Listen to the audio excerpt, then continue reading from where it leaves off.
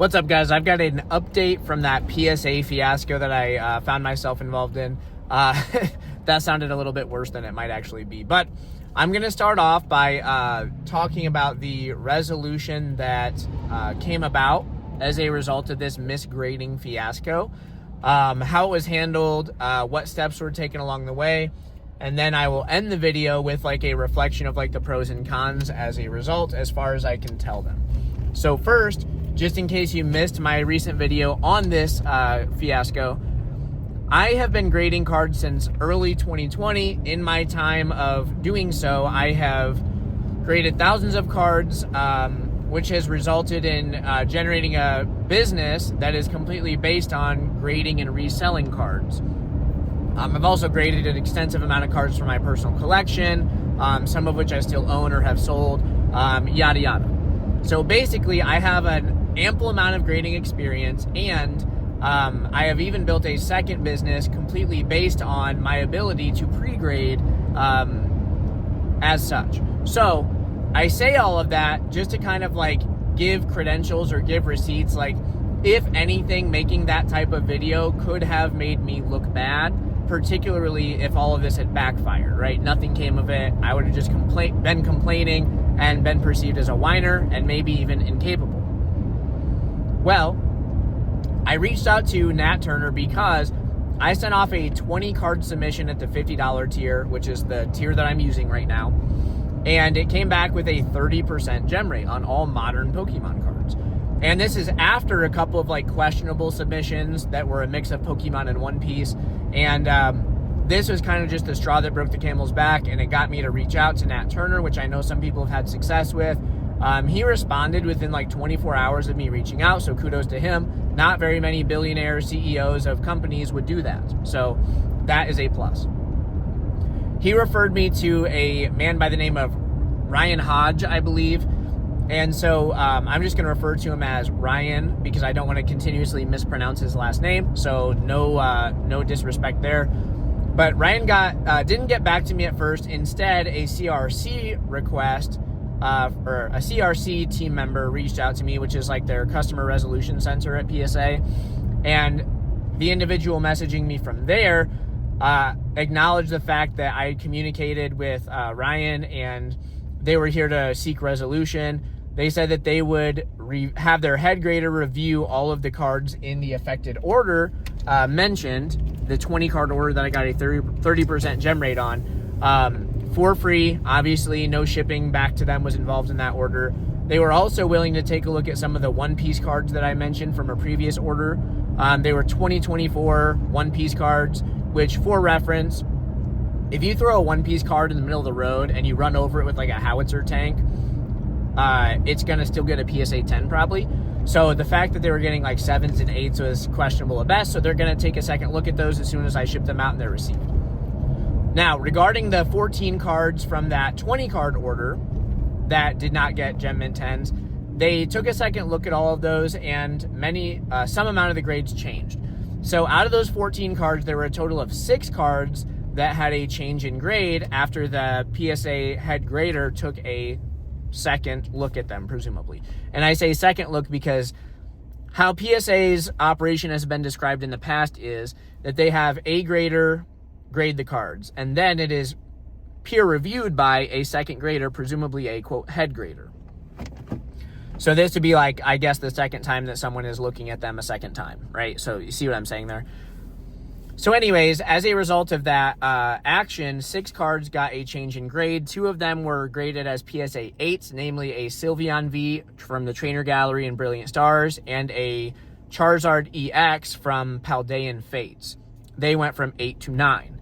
The remaining 4 cards, which I remember 2 of that, I think I remember 3. Maybe I can get all 4. Yeah, so it was a Crown Zenith Pikachu V, got a 9, was bumped up now to a 10. A Moltres, Zapdos, and Articuno Rainbow Rare from Hidden Fates got bumped up from a 9 to a 10. And then also I had 2 significant ones. So a Tyranitar V Altart as well as a Rayquaza V Altart. Both got bumped up.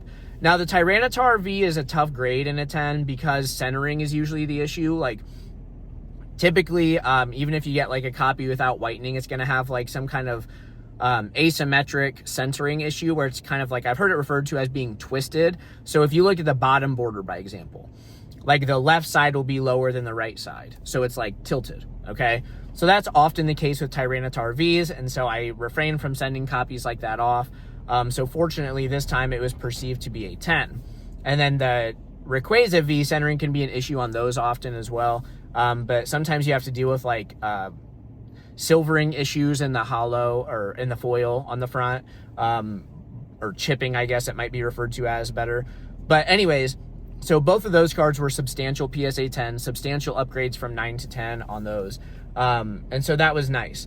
So all in all, I went from a 6 card out of 20 gem rate, 30%, up to a 10 out of 20 card gem rate, which is a 50%.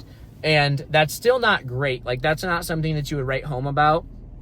However, from like a financial standpoint, that is an amount due to the cards that hit 10 that is profitable for Pikachu collectibles. And I want to add this caveat because it becomes relevant. Like, it is not PSA's responsibility to make sure that your reselling business is profitable. It's also not their job to make sure that your PSA 10 collection grades all PSA 10s, like, on your own. So never is it the expectation that every card from every submission always sent gets a 10. Okay, that would be ludicrous. That's an unreasonable expectation. I think we can all agree.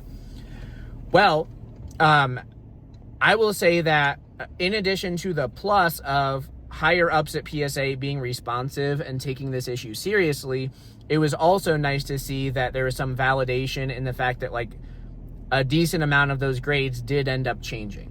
Now, obviously, I would, as pretty much anybody else would, argue that some of the cards that are 9s still ought to be 10s, but I digress. Like, if you ask anyone who's graded several thousands of cards, or maybe even several hundreds of cards, they'll tell you that like sometimes a 50% gem rate submission happens, and it's just kind of like a scrape on the knee, you dust it off, get back up.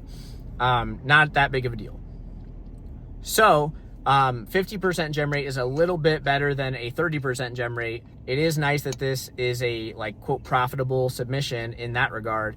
But what's more important in this situation overall, when we're looking at this through the lens of a PSA customer, it's great that they took this issue seriously. It's great that they took action on the issue, and it's great that some of the sentiment that I had was justified by having the grades improved. So all in all, those were like massive pros to this experience. I would say the biggest con, in my opinion, outside of, obviously I wanted every card to be a 10, but that's not ever the expectation. The biggest con is like maybe not getting it right the first time. But because of how this situation panned out, and then also they're accepting a few other cards that I'm sending off from prior submissions, I kind of think that that's as big of a win as anyone could have hoped for in this type of situation. And so amidst a time in history where PSA is taking a massive amount of scrutiny, I think that this is not a stain on their reputation. I would actually categorize it as probably a win for them, for me, and for everybody as PSA customers. So there's that. Maybe this goes against like the hate narrative of PSA. I was fired up, and I'll admit that. Like, I was upset at first when I saw that. However, I do feel like they reconciled the situation and made amends in an appropriate manner. So I just wanted to put this out there as kind of like a positive takeaway, and this is the truth behind the experience. So in this video, I outlined exactly what happened in the chain of communication. I outlined the actionable tasks that PSA took in resolving it, as well as the outcomes of the scenario. So all in all, hopefully I've had some like pop-ups occurring on this video throughout, just to kind of like show you the cards and all that stuff. But yeah, it was a positive experience. It is a bummer that they didn't, quote, get it right the first time. But I guess everybody makes mistakes. And my opinion that I'll add to this is, I do think that it is better to be using a company that relies on manpower instead of automation. Like, we know that there's some inherent subjectivity to PSA. Sometimes it works against you, sometimes it works in your favor. But I like the fact that there is like this human element to it, because if this was a completely automated process, then any qualms that I had would have just been shut down, because it's like, well, that's what the machine said, right? So that's what it is. So I don't know. Whether or not you're a fan of like the back and forth, hopefully I appropriately outlined the positive results and the positive process that took place here. And again, I do not think this is a stain on PSA's reputation. I would actually say this is probably a big step in the right direction. So thank you all so much for watching. Let me know what you think in the comments down below, and I will see you on the next one.